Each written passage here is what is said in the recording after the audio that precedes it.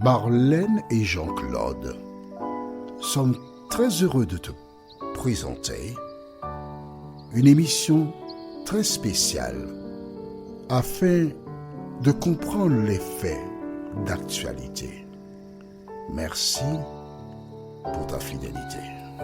C'est toujours avec plaisir que je te retrouve afin qu'ensemble nous puissions réfléchir sur notre vie à la lumière de la parole de Dieu. Notre thème est le racisme. Nous n'aurons que 6 études sur ce thème. Aujourd'hui, le second est les riches. Notre référence biblique vient du livre de Luc, chapitre 10, les versets 25 à 28. Luc, chapitre 10, les versets 25 à 28. Juste avant de voir le thème « Les riches », recherchons la présence de Dieu parmi nous. Notre Seigneur et notre Dieu, nous venons vers toi encore, car nous ne sommes pas intéressés par la philosophie, ni même la théologie, mais seulement par le Sauveur qui donna sa vie pour nous racheter. Alors que nous abordons ce thème sur les richesses, cet esprit, merci de nous conduire dans toute la vérité, de nous interpeller et de nous aider à vivre conformément avec ta parole, nous t'en prions. Au nom de Jésus et pour ta gloire éternelle. Amen. Je me rappelle quand j'étais en 3e,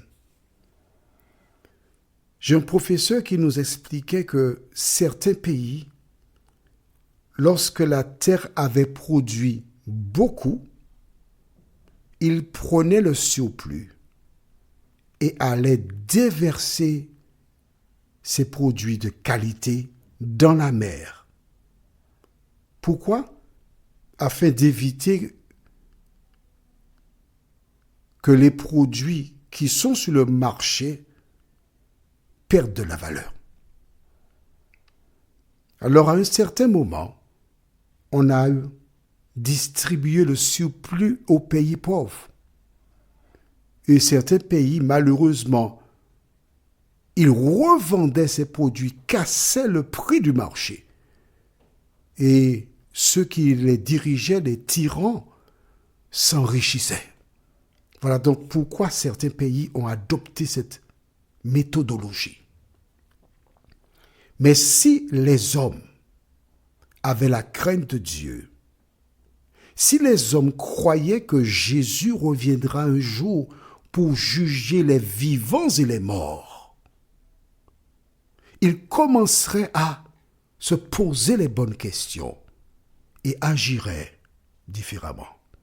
Maintenant, oublions les pays avec leur politique. Toi qui m'écoutes, tu as une demeure, tu as un pays. Et à côté de toi se trouvent des voisins, des personnes qui essaient de s'organiser mais qui n'arrivent pas, qui ont un loyer, qui ont des charges. Que fais-tu pour aider ces personnes? Parce qu'en quelque part, tu es supérieur à elles. Et parfois même, ce sont des gens qui fréquentent des communautés religieuses. Quel est le devoir de celles et ceux qui mangent à leur faim vis-à-vis de ceux qui n'arrivent pas à joindre les deux bouts? En faisant des recherches, selon ce que j'ai découvert sur Internet, je t'invite à faire ta démarche. Le 17 janvier 2025, il semble qu'à la fin de 2021, il y avait 9,8% de la population mondiale qui souffrait de la faim entre 702 et 828 millions de personnes. Tu as entendu ça? Entre 702 et 828 millions de personnes, selon le dernier état des lieux des Nations Unies. C'est 150 millions de personnes de plus qu'avant la crise sanitaire. 828 millions de personnes dans le monde qui ne mangent pas. J'ai eu l'occasion de visiter un pays et j'ai vu, on ne m'a pas raconté, j'ai vu des personnes qui prenaient de la terre, qu'ils mélangeaient avec de l'herbe et qui faisaient cuire cela et c'était comme des galettes. Et des personnes mangeaient de la terre. J'ai étudié dans un pays de la Caraïbe. Et lorsqu'on avait terminé de manger, que ce soit le matin ou le soir, à midi ou soir, il y a des enfants qui venaient fouiller dans la poubelle et qui ramassaient. Alors, il y avait le pain complet qui est sous une forme particulière et des gens ne mangent pas la croûte du pain. Et ces personnes ramassaient toutes les croûtes, tout ce qu'il y avait, les restes de fromage ou confiture, et ils emmenaient ça chez eux. Et c'était ça le repas. Comment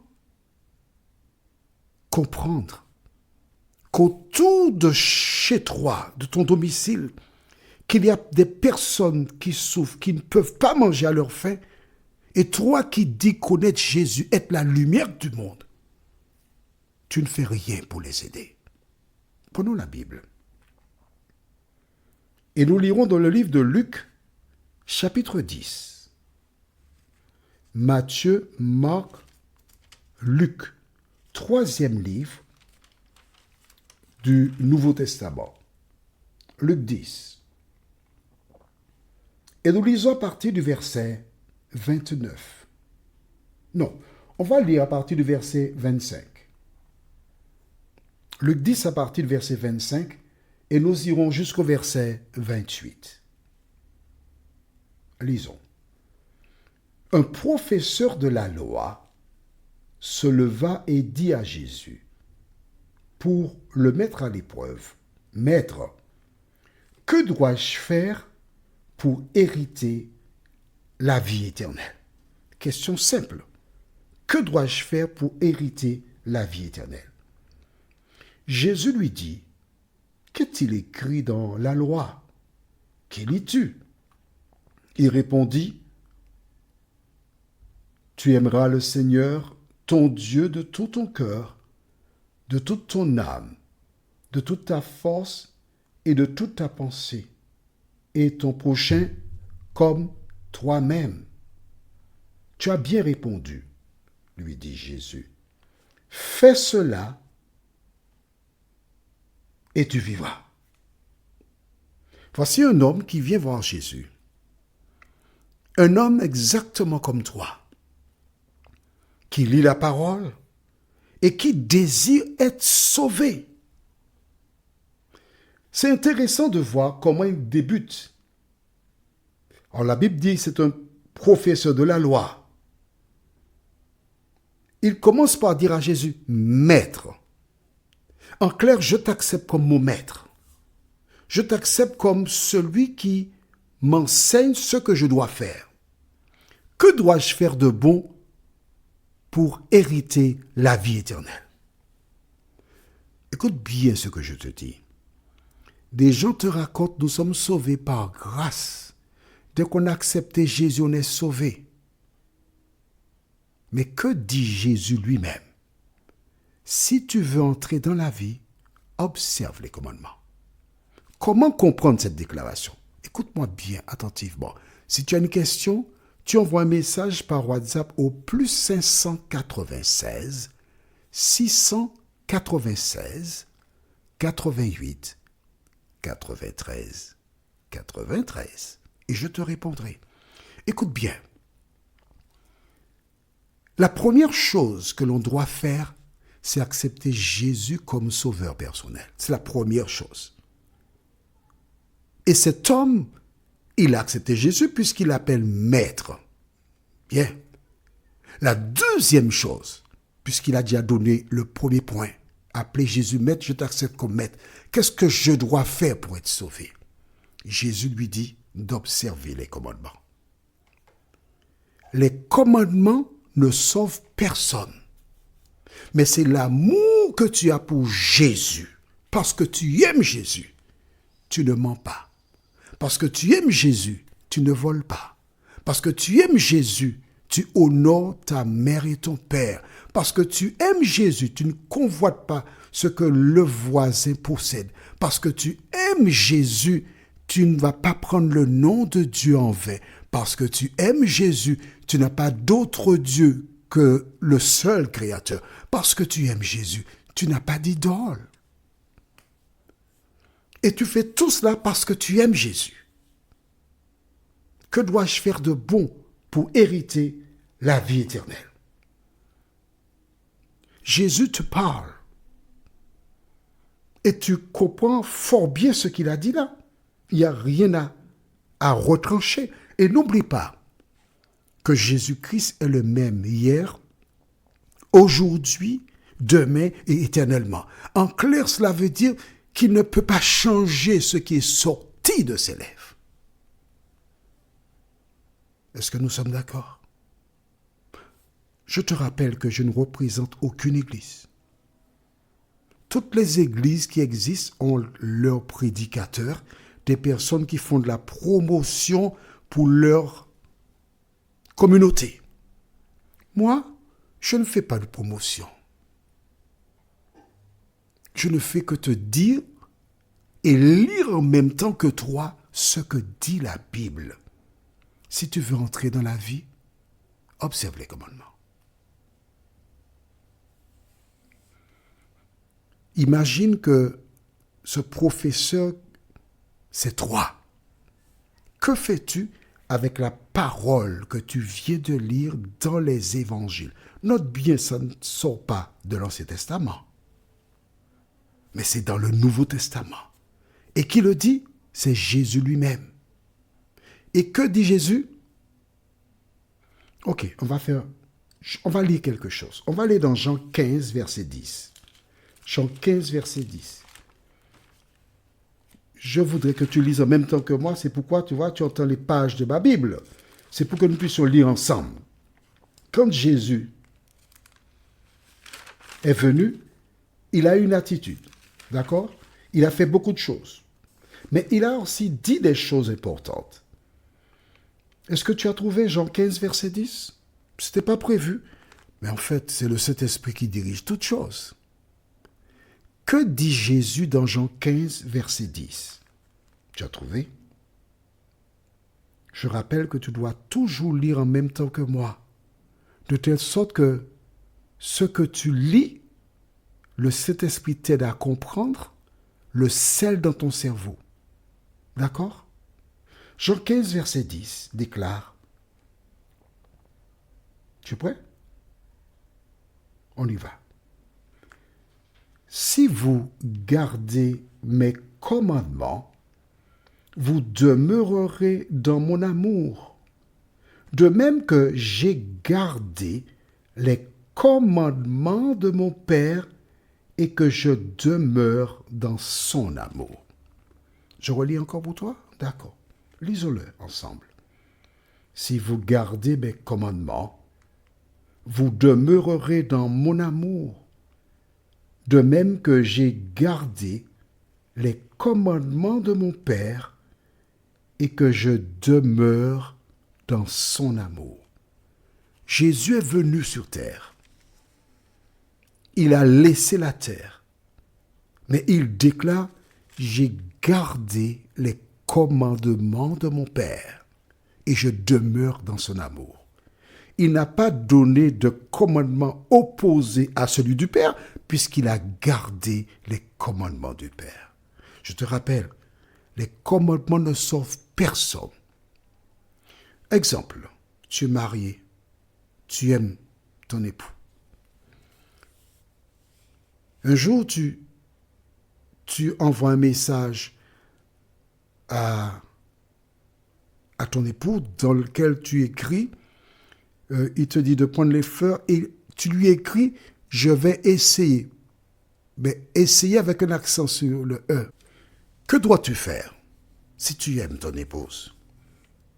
Tu te moques d'elle ou bien tu lui dis, écoute,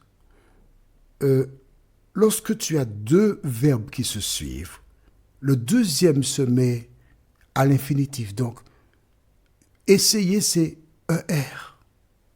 Pourquoi le fais-tu? Parce que tu l'aimes.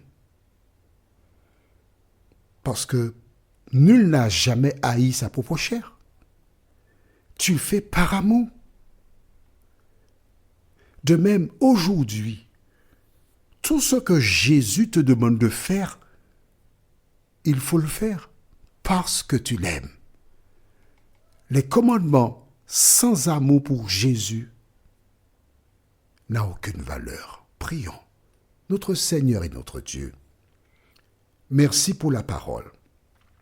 Merci de continuer de nous éclairer et de nous permettre de comprendre tout ce que tu as à nous révéler, nous t'en prions, non pas parce que nous en sommes dignes, mais c'est au nom de Jésus pour ta gloire éternelle. Amen. Que l'Éternel continue de te bénir et te garder, et il me tarde de te retrouver. Nous sommes parvenus au terme de notre réflexion.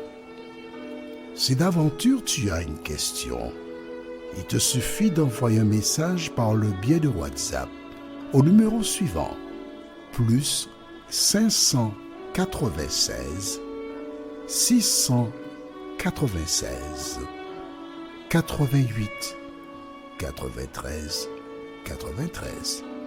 Et alors Jean-Claude, moi, je me ferai un réel plaisir de répondre à ta question.